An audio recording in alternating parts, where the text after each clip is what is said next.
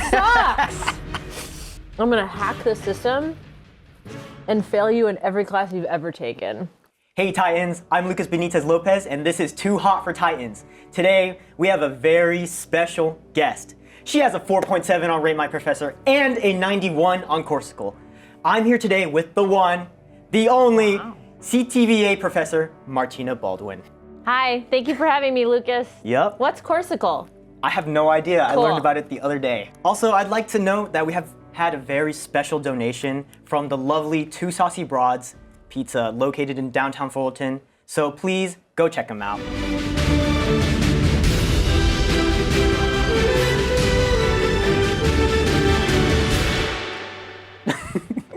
Just go? Just dig in. Okay. You taste it yet? Yes, I taste it. That's a fair one. Okay, first question. Okay.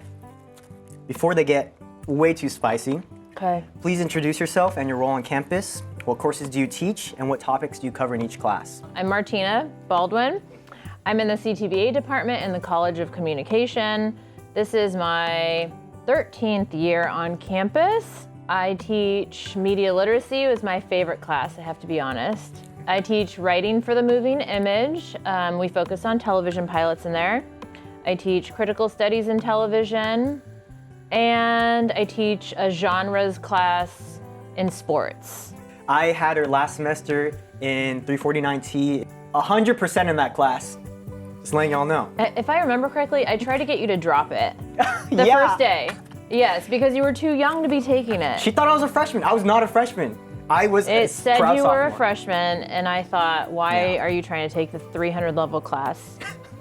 And I told you to drop it. Look, You should have done it, and I wouldn't be here. I'm a bit of an overachiever. On to the next wing. Okay. You ready? No, actually, I feel nervous. Cheers. Yeah, cheers. I don't love that. Okay. Question number 2.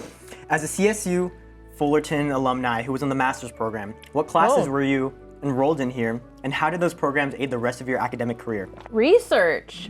Oh, you don't even know. Look at you. Okay. I was a master's student here, but I was in comm. I feel like my tongue's going numb, but that's okay. I needed a master's to get a PhD, and so it was a good stepping stone, obviously. It was a great program. I think it's probably where my love of reality television started. Like my final thesis was on reality television. And I believe you got your PhD in University of Illinois? Yes, I did, at Urbana-Champaign, that's right. Good for you. Also, where did you find all this? Don't worry about it. Okay. I am feeling that one linger. Oh, I'm feeling So I do wonder how we're gonna stack, you know what I mean? Like if it's still lingering, how will that affect my next bite? I feel like that's a negative is what I'm saying. Close enough. You ready? Okay, yeah, okay. I get a jalapeno vibe from that and it makes me want a jalapeno margarita. Crew, can we get one of those real quick? You would get an A for sure. Question number 3. In today's climate, media literacy often gets dismissed. Why do you believe media literacy is an important skill for people to have? Oh my gosh. And how can it be applied in everyday life? Oh, how long do we have? When I resuscitated media literacy into the, back into our course offerings maybe, gosh, I don't know, at this point, maybe 6 years ago or so. Dang. We need to talk about media ownership.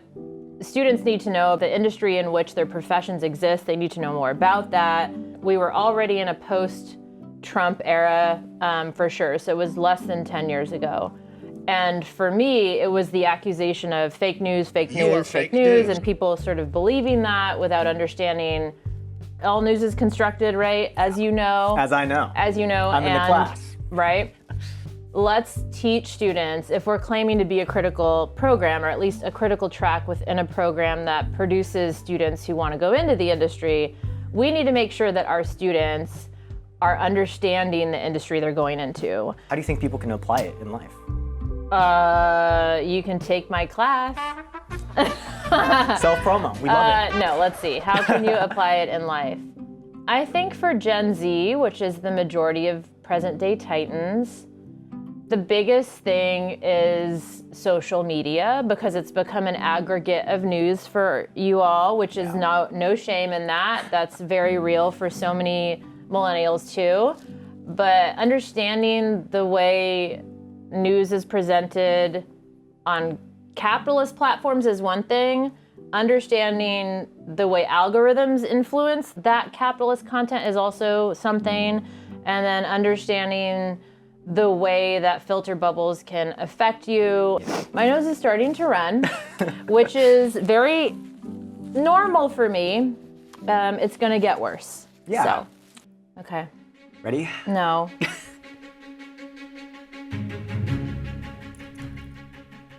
I dislike that strongly. Question number 4. One important aspect of media literacy is discourse, how people communicate with each other. Since you have taught many classes over the years, I'm sure you have heard various slang. I have 3 brain rot sentences I would like for you to decode. No. Yeah, I'm old and you're gonna get old too. So, I hate my Chungus life. Did I pronounce it right? Yes, good job. I want to hear what you think it means. I forget. As a media literacy professor. No, can we delineate here? Chungus?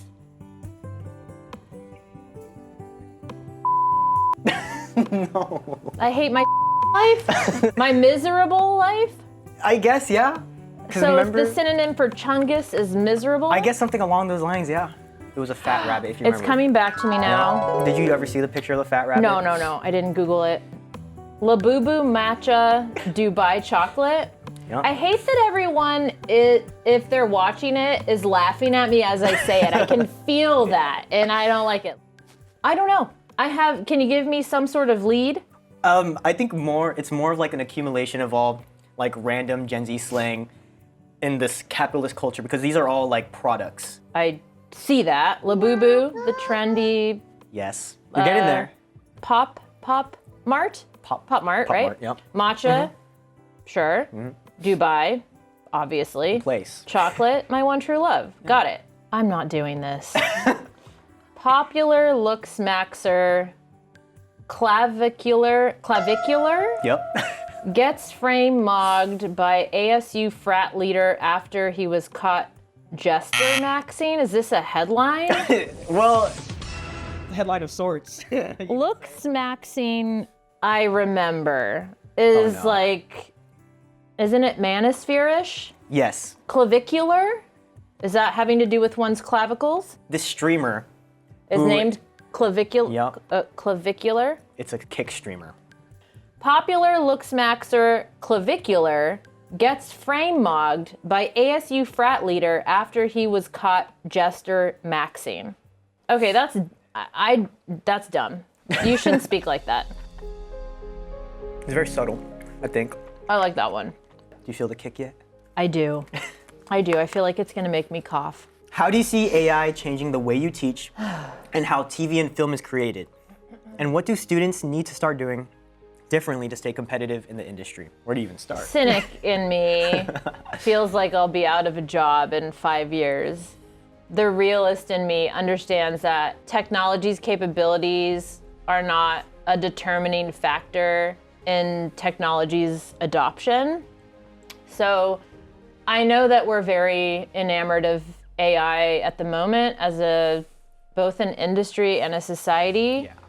I have to hope that there will be some reins and regulations and policies that help us better adapt alongside AI, because I think if you don't learn how to think critically, you run the risk of, being taken by ideological hegemony every single time. Am I stoked on AI to cure cancer? I'm like super into that. Am I stoked on AI to write my students' papers? 0 out of 10. Am I stoked on AI to be Gen Z's therapist? 0 out of 10. I could talk about AI forever. Oh, I bet. You asked about us and majors. Actually, we have a committee that we are putting together as a faculty where we are, and we are trying to host like industry people who will come talk to you all about how AI is affecting the industry real time. So either from a cinematography perspective, a screenwriting perspective, and anything really in between. We want you all to understand how it's actually happening in the industry, as opposed to thinking like, well, I could just like put a prompt into ChatGPT and make a short film. Why am I here? I really like the new policy they implemented. I think it's like the tiered AI. Oh, thanks. thing. I was on that committee. Oh Yay! my, yeah. Okay. You ready? Ready? Yeah.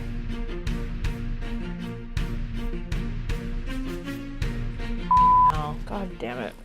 I hate this. I hate hot sauce. Yeah, it's okay though. We'll make it through. You know, she called me a pest in class. She always calls me a pest in class. Listen, I was insistent. I call it like I see it, and you come over to my podium. He scoots over to the podium in a chair, and I'm like, yes, Lucas, every time. It's like, just get up. You're in the front row. Just stand up. Okay, question number 6. I opened up the floor to some students to submit their burning questions. All right. Do you think celebrity culture has become more or less toxic since you were our age? I didn't know I was working today. Well, when I was your age, we didn't have social media. Sorry. I mean, but celebrity culture has been a thing. So is it worse from when I was your age? Well, yes, in large part due to social media, but also as a result, we go from news and cable channels having to fill time to social media sites having to fill feeds. I'm not gonna be like, when I was young, it was less toxic. I don't believe that to be true. I think there's just, I don't know that the demand is different. It might be, but certainly the availability is different. Yeah. Question number 2. What's the number one thing you believe is important with connecting to your students? I just try to have empathy, really. I think I just try really hard to understand that it sucks to be a 20-something in 2026. It does. It's really hard. But I feel like the best way to teach people is to get on their level. It used to be a lot easier when I was younger. That's the 4.7 rating talking right there. Out of what? 10? Out of 5. Oh, great. Okay, that's wonderful. Do you ever look at Rate My Professor? I used to. Oh. When it was really toxic and it had hot peppers to indicate that you were attractive. What? Yes, it did. That's yes, a it thing? did. Oh, it did. No, it's not anymore because that's not okay. But it did before, so I used to be like, do I have a hot pepper? Like, I was young, you know? By the way, I did. Okay, last question. Okay. What's your skincare routine? Oh, that's really generous. I assume I'm gonna take that as a compliment. I think the key to skincare is consistency and lotion. You need lotion. And sunscreen. Sunscreen. Sunscreen. Sunscreen. Yeah. Okay. Number 7. Ooh, Pog? Squared. I love Pog. I don't like that. I'm gonna freak out. I hate you. I can't believe there's 3 more. He loves me. Oh my God. Oh my God. Question number 7. We have seen a trend of massive corporate buyouts with a range of side effects. How have corporate buyouts and sponsorships influenced the news/media we consume? I mean, you're giving away every part of my media literacy class, number 1. I think a media perspective to take when thinking about consolidation, which is what that is to not only think about like, yeah, these big bad corporations, they suck, they're trying to buy each other up and they're trying to own the information we consume, but don't forget that that's only possible through a federal process called deregulation, wherein the government allows these large companies to continue to own more of the media landscape, which is incredibly dangerous. I can barely breathe. I didn't do my research. Is it scientifically proven that water helps when you have heat in your mouth? Is that a no? Is it only milk? Can I get some milk? Please? It actually makes it worse. Oh my God! Oh my God, you are a joke of a human. You know what Monty says to me? She says I'm a rascal. You are a rascal. I like pest, but it has too much of a negative, like I don't feel negatively about you, but you're like a positive pest. Now I'm scared. I don't want to even do anymore. Has the milk helping? No. Is the milk helping? Maybe. Da bomb. A bomb. That's very millennial slang, actually. Wait. Oh. Okay. Oh my gosh, you're praying. Okay. All right. Let's go. Let's just do it. Okay, all right. This is dumb. This is a dumb show. This is a dumb concept. Just go with the question already. Next up, we have a quick round of this or that. Okay. In this round, you have to pick the superior Real Housewives tropes and other things from different seasons. Oh, great. Okay, great. First up, OC or Beverly Hills? OC, but I know that's problematic. New York old era or New York reboot? Neither. Neither. New Jersey or Salt Lake City? Oh, Salt Lake City. Miami or Dallas? Miami. Ultimate girls trip or regular season drama? Regular. Early seasons chaos or polished modern production? Early chaos, except for it was so problematic. Alrighty, speaking of the Real Housewives, I have your dissertation with me. My dissertation's like hundreds of pages long. Yes, I read through it. Of course I have it right here. I like to bring up a certain quote. Let me just find it real quick. Right here. Your Did you dissertation like states, verify my degree or something?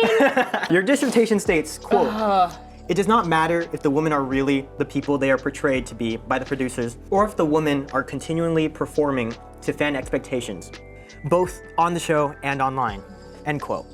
Can you tell me a little more about this and how femininity is portrayed in television?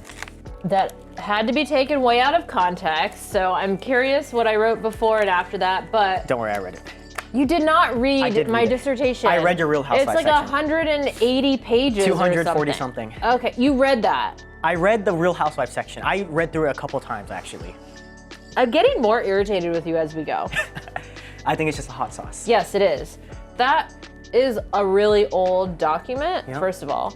Bravo has changed a lot since then. My guess is that comes from a larger section about Yes. whether or not it matters that what we see is real, because so often the accusation of reality television is that it's fake. And my part of my dissertation was like, I don't know that the perception of reality or authenticity actually matters if the presentation and the reception is X. Alrighty, okay, number 9. For number 9, we're gonna be using a very special sauce from two saucy broads. Does it smell spicy? Yeah. Quote, the aspiring affluencers are tech savvy with an interest in pop culture and possess the privilege and access, but ultimately aspire to be, or appear to be, more affluent than they actually are, end quote. How do you think social media has perpetuated the presence of aspiring affluencers, and how is it similar to reality television in the ways that social media promotes a faux reality? So they hired a marketing agency when they were rebranding. They were trying to like figure out who their audience was. And the market research proved that the audience was the most influential and affluent audience in cable television, which meant these people were making X amount of dollars per year. I don't remember what it was. They all had jobs, upper middle class, or even higher. It's a combination of affluent and influencer put together that a marketing firm designed for Bravo. If you're talking about like influencer culture, some people think influencers are independent media. Some people are not savvy enough to understand the way that, like, for instance, the people who are super ragey online, you know, are like very extremist. But those folks, like, you'll never really know if that's really their point of view or they have figured out the way that they're gonna get views, right? Oh, Ignore that. okay, does anyone else see him sweating and crying? Like, I'm not, guys. how am I recovering? This is crazy. I am the person who like has to blow my nose when I eat Taco Bell. So I just don't know. I'm worried about you. This is fake news. How do you think that influence a sort of ideologies onto its audience with this lavish lifestyle?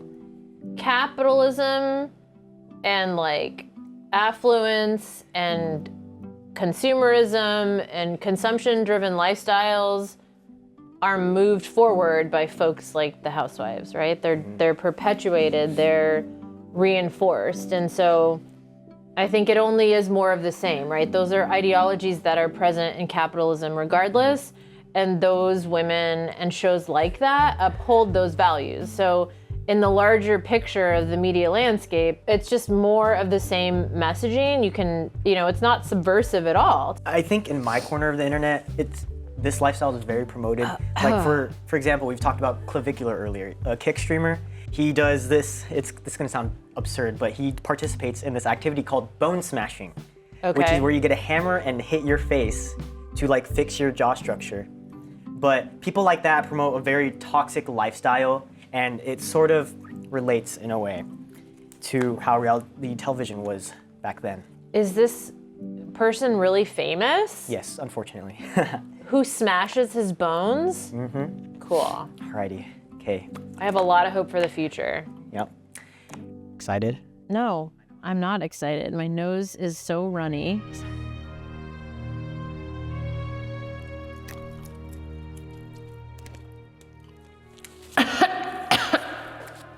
That's up. That is up. That's the worst thing I've ever had in my life. At least now. I can't. Don't talk to me. I can drink my water. You just told me water makes it worse. I hate you. I'm leaving. Oh, sweet. I am in physical. Give me milk. Give me milk. I need it. Oh, that actually works. That feels like it works. Oh, you have ice cream. Can I get ice cream too? No, you don't deserve it. Oh my God. You okay? No. I am going to give you so many Fs. Like, I'm not gonna just fail you once. I'm gonna hack the system and fail you in every class you've ever taken, retroactively. I don't think you can legally do that. This sucks! Oh my God. I hate this. What's your dumb question gonna be that neither of us can talk through? Before we go, I have one final question. Yeah, great. What do you wish to say to past and future CTVA students who have taken or will be taking one of your classes? To past CTVA students, I hope that when you make media, you remember to be critical. And to present or future CTVA students, I say please, for the love of God, don't use AI to do your assignments. Or for therapy. I haven't once touched AI in my life. I'm happy. That's your one redeeming quality right now. Let me just wrap my head around this. You're telling me there's people who go out and buy 4 through 10, put it on their food for pleasure. I'm doing this for pleasure. Again, you are unwell. You have been crying and sweating since Wing 6, and I will continue to say that because you are not enjoying this. I am enjoying I love my job, guys. Close up on his eyes, it looks like he's going into anaphylactic shock. I'm fine. Thank you again for joining us.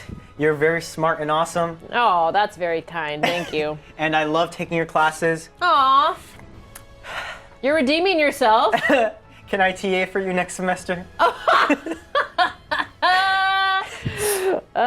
Maybe. We'll see. Thank you for having me. Yeah. Once again, thank you to Two Saucy Broads Pizza. They're down in downtown Fullerton. Please check them out. Oh my God! Are you serious? Excuse me. Excuse me. Thank you, Martina. You're welcome. I hope Thank you enjoyed yourself. I did not. I know I enjoyed myself. All right, cool. Well, I'm glad. I'm kidding. Thanks for having me. Yep. Yeah, take her classes, guys. They're awesome. You'll learn a lot. I learned a lot. This is awful. It's still not going. You'll write some killer essays. I can tell you that much.